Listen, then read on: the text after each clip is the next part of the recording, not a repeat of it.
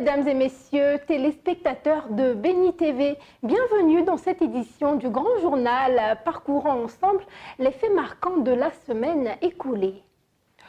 Ouvrons ce grand journal par la tenue ici à Abidjan du tout premier sommet œcuménique mondial The World Coming Together to Make a Difference d'Afrique. Il s'est agi de promouvoir la paix et la culture. Jean-Louis et Rigobert Bredou pour les détails.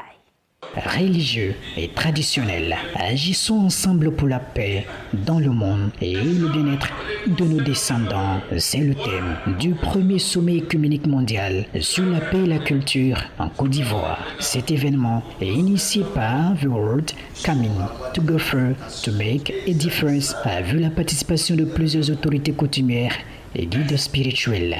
Les religieux doivent comprendre là que ils viennent avant même les politiques.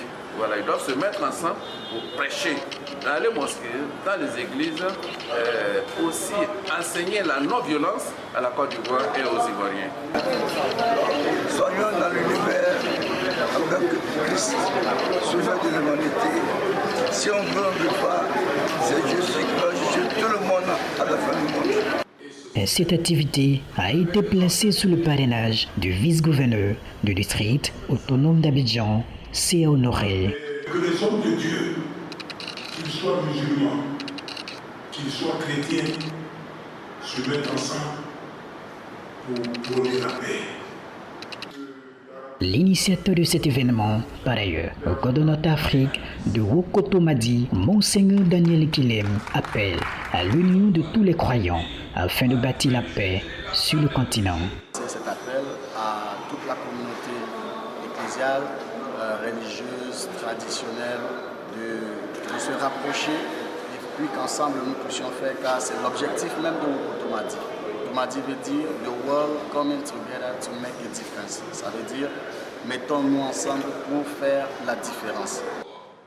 Les ambassadeurs de la République démocratique du Congo, d'Angola et du Cameroun accrédités en Côte d'Ivoire, ainsi qu'une princesse venue de la Guadeloupe, ont honoré de leur présence cette auguste assemblée. Les confessions religieuses chrétiennes de Côte d'Ivoire ont-elles également prié pour la paix au cours d'un culte d'action de grâce qui a eu pour cadre la maison de la Cité de la Grâce dans la commune d'Abobo? Le commentaire de Jean-Louis dans ce reportage de Rigobert Bredou. Les confessions religieuses chrétiennes Makenare pour célébrer l'Éternel en faveur du ministre-gouverneur du district autonome d'Abidjan, Robert Begré-Mambé. Le choix de la commune d'Abobo pour abriter ce culte d'action de grâce est justifié selon son initiateur, Bishop Louga François. Nous à Abobo, on a vécu la guerre. L'ancien Abobolais, comme le Bishop Louga le dit, haïssons la guerre et prions pour la paix. Enfin, prions pour la paix. Des membres de la famille cappadocienne, présidée par Bishop Louga François, y étaient au compte de la cohésion sociale. Merci à Dieu pour l'élan de solidarité, l'élan en faveur de la paix qui est amorcé au niveau du sommet de l'État, au niveau des partis politiques, au niveau de toutes les confessions religieuses. C'est quelque chose de fondamental et d'important. Les populations venues de différentes communes d'Abidjan et de l'intérieur du pays, notamment d'Agnaman, Grand Lao et Alépé, ont intercédé en faveur de la même patrie.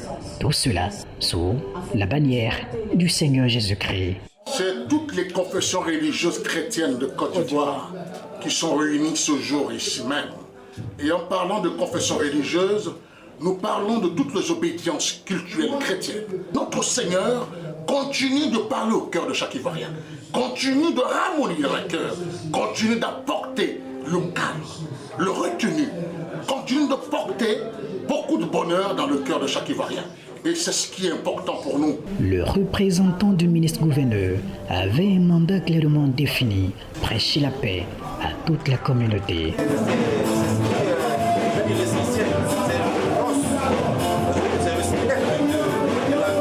Ces religieux entendent se rencontrer régulièrement afin de continuer à prier pour la paix dans la nation.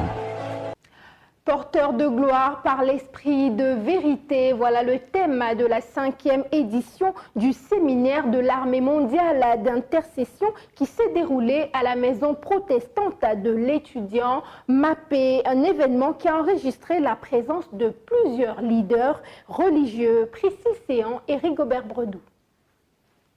Porteur de gloire par l'esprit de vérité, voilà le thème de la 5e édition du séminaire de l'AMI. Entendez, Armée mondiale d'intercession qui s'est tenue ce samedi à la salle de conférence de la MAPE dans la commune de Cocody. Cette structure entend booster et former la jeunesse afin de la mettre au service du Seigneur. Ce séminaire a pour objectif de motiver la jeunesse et c'est comme un boost au niveau de la jeunesse pour encore donner du zèle à la jeunesse et apprendre à la jeunesse à être solide dans ce qui concerne l'œuvre de Dieu. Aujourd'hui, le constat, c'est quoi? Plusieurs jeunes veulent servir, mais peu le font vraiment avec l'efficacité que le Seigneur nous demande. L'évangéliste Ouattara Malik a été choisi par le Tout-Puissant pour édifier l'Assemblée. Nous sommes à la fin des temps. Le retour de Jésus est imminent. Et ce n'est plus l'heure où on plaisante, où on joue avec sa vie. Ce n'est plus une heure où on est là pour s'amuser. Une journée de pleine réjouissance à la gloire de l'Éternel. Le message qui portait sur porteur de gloire par l'esprit de vérité a été vraiment un message édifiant. Et ce message m'a permis de comprendre vraiment la nécessité de vraiment s'engager dans le travail du Seigneur. Et aussi m'a fait savoir la saison dans laquelle nous sommes en ce moment. Et j'en ressors grandi, pleine de motivation. J'ai retenu pour ma part qu'il faut se laisser bâtir par le Seigneur pour pouvoir mieux le représenter sur cette terre. L'AMI est un mouvement de jeunes issus de dénominations différentes. Il existe depuis maintenant 5 ans. Parlons à présent du culte d'action de grâce et de reconnaissance au Seigneur Jésus-Christ, dirigé par la prophétesse Korotumu Kodio du ministère prophétique pour la délivrance et la restauration des âmes de Koumassi. Le commentaire de Priscille Séan. Les veuves, les orphelins, les personnes démunies, ainsi que les serviteurs de Dieu figuraient en bonne position au cœur de cette journée du ministère prophétique pour la délivrance et la restauration des âmes de Koumassi. À ce culte de reconnaissance à l'Éternel, le peuple de Dieu, venu massivement, n'a pas manqué de magnifier le Tout-Puissant à travers la louange et l'adoration.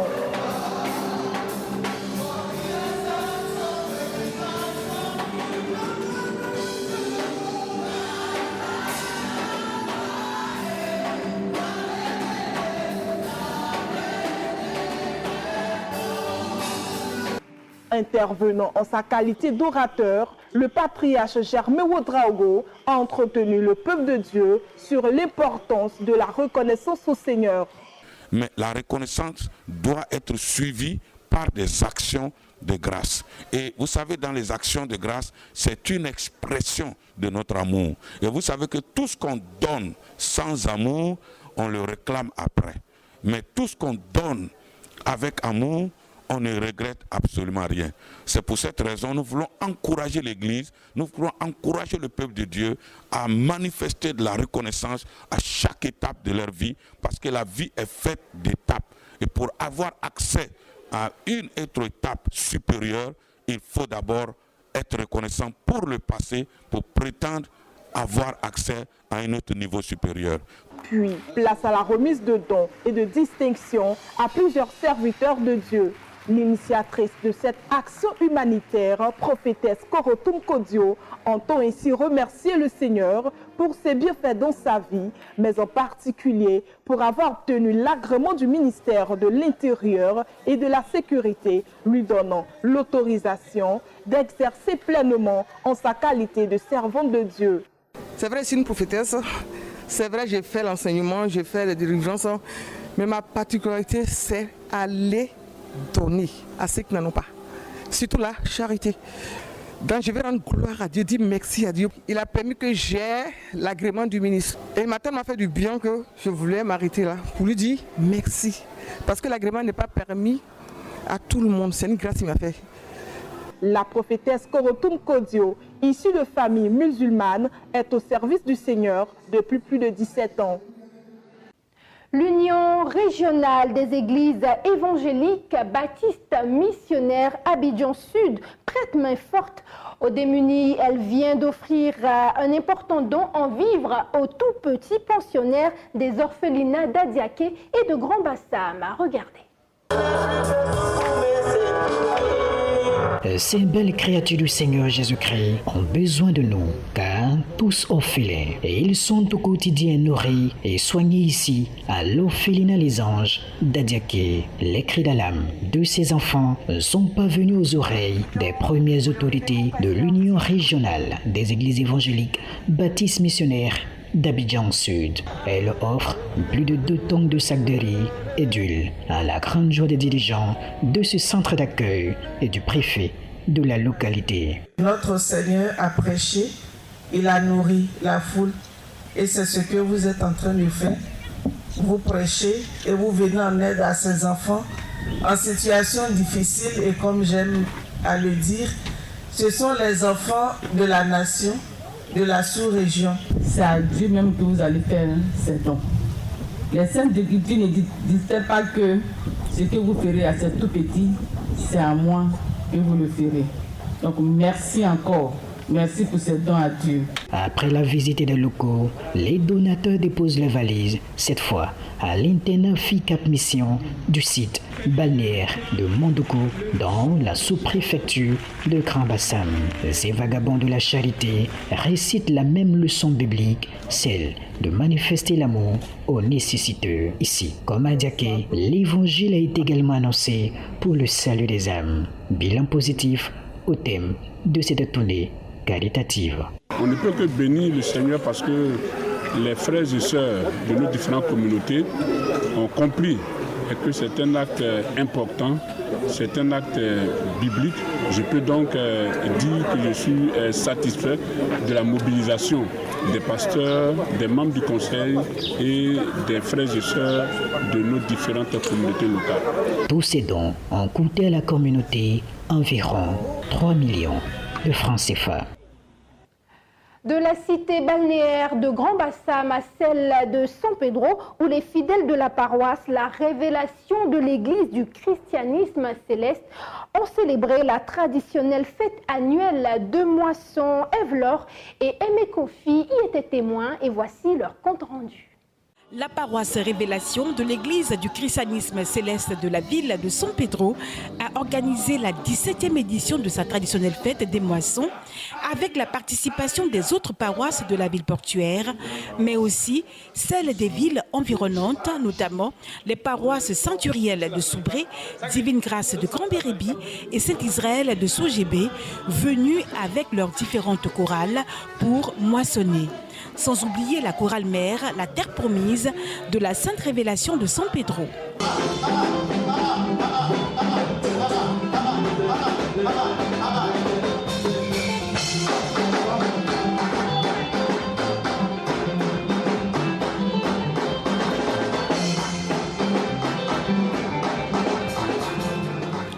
Louange, adoration, culte d'action de grâce et vente de charité ont été les temps forts de cette fête des moissons.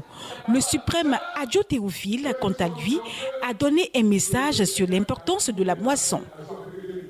Notons que le parrain, M. Dagobert Kofi, représenté par son épouse, a fait un important don en munéraire à l'église. Le président du comité d'organisation, par ailleurs président de la chorale, la terre promise de la Sainte Révélation, M. Taillon Blaise, a demandé aux fidèles de l'église de s'impliquer dans l'organisation de cette fête, car selon lui, la moisson est une bénédiction. La moisson, c'est une fête de bénédiction. C'est une fête de bénédiction, c'est une fête de grâce. Donc tout commence par là. Pour tout ce que l'Éternel fait pour nous, c'est une manière à nous d'être reconnaissants avec lui. Le supérieur évangéliste Kouya Daniel, chef de département et chargé de la paroisse Sainte Révélation de San Pedro, a donné le sens de la fête des moissons. La fête est importante pour l'Église et pour les chrétiens que nous sommes. Parce que c'est pour dire merci à Dieu. Il s'agit de traverser le désert pour arriver à Canaan. C'est pour dire merci à Dieu. À Canaan, la terre promise. Pour dire merci à Dieu. C'est les prémices qu'on envoie à Dieu pour dire merci à Dieu. Donc c'est important, c'est bénéfique pour nous-mêmes. Cette 17e édition de la fête des moissons de la paroisse Révélation fut une réussite totale.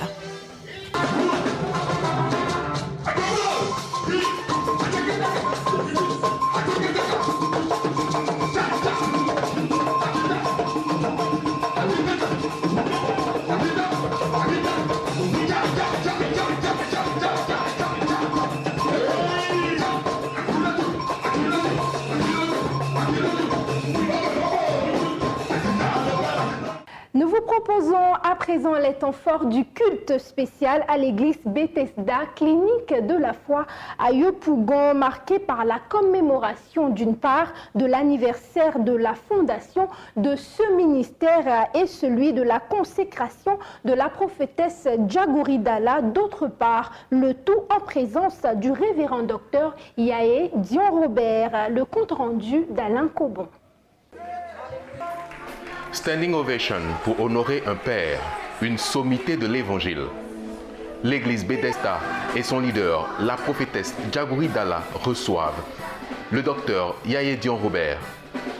Cette visite pastorale a lieu à l'occasion de la commémoration de deux événements. Ce culte aussi prend sa particularité et porte la mention de spécial parce que ce jour coïncide avec le jour de la célébration, de la consécration du premier responsable de cette église. Je voudrais faire un clin d'œil donc à notre maman, la prophétesse Djagouri Dalla épouse. Je voudrais rendre gloire à Dieu pour dire merci au Seigneur pour la naissance du ministère Bethesda Clinique de la foi, qui est son anniversaire aujourd'hui. Bénis le nom du Dieu pour la venue du patriarche, le révérend docteur Dion Yaé Robert, qui nous rend visite en tant que père.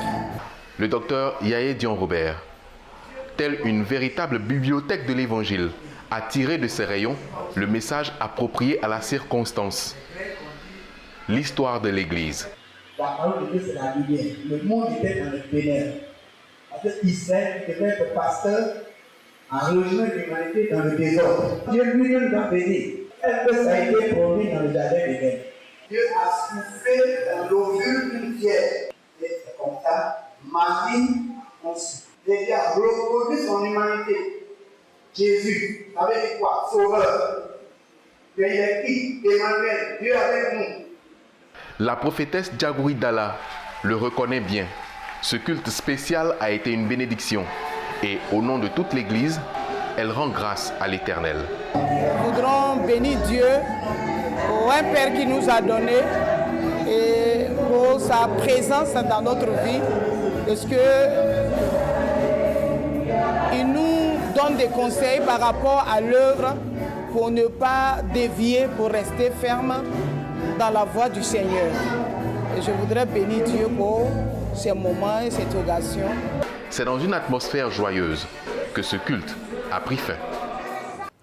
Quand la religion et le développement vont de pair, c'est le constat à Guiglo par Pierre Loy et Zoe Israël à travers la présentation du bilan 2021-2022 de Avec Ruth, entendez Association villageoise d'épargne et de crédit Ruth USO Côte d'Ivoire.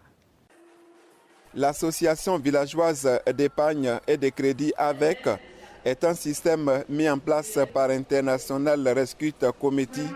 ISC est coordonné ici à Guiglo par le réseau des experts et facilitateurs qui permet aux membres d'épargner et d'emprunter de l'argent dans le but de lutter contre la pauvreté. Au thème des 12 mois marquant la fin du cycle de l'AVEC Ruth USO Guiglo 1 Elle a initié une activité bilan en présence de la direction régionale de la famille, femmes et de l'enfant, ainsi que celle de la solidarité et de la lutte contre la pauvreté. Au titre du bilan, l'on note que l'année a été fructueuse, portant sur la somme de 10 millions de nos francs CFA, qui a d'ailleurs permis aux membres d'agrandir leur activité, voire même s'acheter des terrains. Ce sont des femmes qui font des investissements. Et quand tu fais des investissements, et que tu reconnais que tu as pris un prêt, que tu rembourses comme ça, mais ton affaire va grandir. Et quand je vois que cet avec a pu mobiliser 10 millions de francs, mais attendez, c'est une grande joie pour moi, une joie aussi pour notre ministère. En plus des projets individuels, les responsables de l'association villageoise d'épargne et de crédit entendent faire des projets collectifs, d'où leur appel à l'aide. Nous voulons faire des projets de développement. Nous avons l'intention d'avoir un engin à 3 roues, appelé communément tricycle. L'autre projet auquel nous pensons, c'est l'achat des bâches et des chaises pour faire la location. Au cours de cette activité, plusieurs membres ont été récompensés. Les prix ont été décernés sur la base de l'assiduité, les meilleurs épargneurs, emprunteurs ainsi que les meilleurs rembourseurs de prêts. Pour son soutien à l'AVEC Ruth, l'église a reçu une tonne de ciment et une enveloppe pour son développement. J'ai été vraiment émerveillée par la fête et surtout après le bilan qui a été fait, j'ai vu que c'est une chose à copier. Je suis en train de me poser des questions. Comment de Daloa je peux intervenir ici?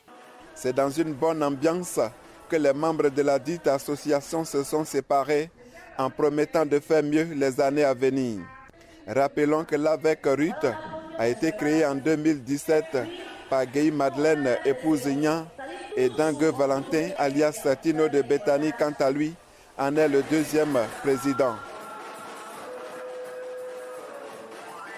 Dernière page de ce grand journal à Guiglo, comme partout ailleurs, l'affichage du prix du pain dans les boulangeries en Côte d'Ivoire doit être une réalité. La phase répressive vient d'être lancée avec les visites sur le terrain du CNLV. Jean-Jacques Niamke. Toutes les fois où ils rentrent dans une boulangerie, où il n'y a pas l'affiche et où il n'y a pas la proposition de la baguette soit de 150, soit de 200, qu'ils avertissent le ministère du Commerce, de l'Industrie et de la Promotion des PME en appelant le numéro vert gratuit, le 1343. L'obligation d'affichage du prix du pain dans les boulangeries partout en Côte d'Ivoire. C'est parti pour la phase de répression depuis ce lundi 18 juillet 2022. Les boulangers, au regard de la réglementation en vigueur, sont tenus de vendre les deux types de pain, à savoir la baguette standard de 174 grammes à 150 francs CFA et celle dite baguette améliorée de 232 grammes à 200 francs CFA. Le commando du Conseil national de lutte contre la vie chère, conduit par sa secrétaire exécutive, Dr Rani Didis Bakone, s'est entretenu sur le terrain afin de veiller à l'application de ces mesures. Première escale, les communes de Yopougon, Cocody et Abobo. Constat sur place, certains acteurs ne se sont pas fait prier pour exécuter la mesure. On a différents types de baguettes ici. Il y a les baguettes de 150, il y a les baguettes de 200. Je rassure mes clients que désormais, nous allons proposer et la baguette 150 et la baguette de 200 francs. La qualité du pain ne va pas changer puisque l'État a précisé le poids. Donc nous allons respecter le poids. La lutte contre la cherté de la vie est une réalité. Tous les agents du ministère du Commerce sont sur le terrain pour le contrôle des différents types de pain qui sont mis à la vente dans les boulangeries. Qu'en est-il de ceux qui rament à compte courant? Voici ce à quoi ils s'exposent. Le constat que nous faisons, c'est qu'effectivement, il y a des boulangeries qui proposent les deux types de baguettes, comme nous voyons, la baguette de 150 ou la baguette de 200. Donc il y a des boulangeries qui sont déjà en conformité avec la décision gouvernementale. Mais il y a également des boulangeries qui ne respectaient pas la mesure. Et donc il s'agissait de les rappeler à l'ordre, de leur rappeler que le ministère du Commerce, de l'Industrie et de la Promotion des PME est sur le terrain et va sévir. le ministre Souleymane Diarra a décidé de passer à la phase de répression. Et l'ordre a été donné à toutes les directions régionales d'être sur le terrain et de sanctionner toutes les boulangeries qui ne respectent pas la mesure. Parce qu'il est inacceptable que le consommateur soit grugé. Tolérance zéro, c'est le mot d'ordre du ministre du Commerce, Souleymane Diarra. Vous l'aurez deviné, ainsi s'achève cette édition du Grand Journal préparée par l'ensemble de la rédaction, réalisée par Armel Atsin, Antoine Amand et Rebecca Kobei. Que Dieu vous bénisse. Au revoir.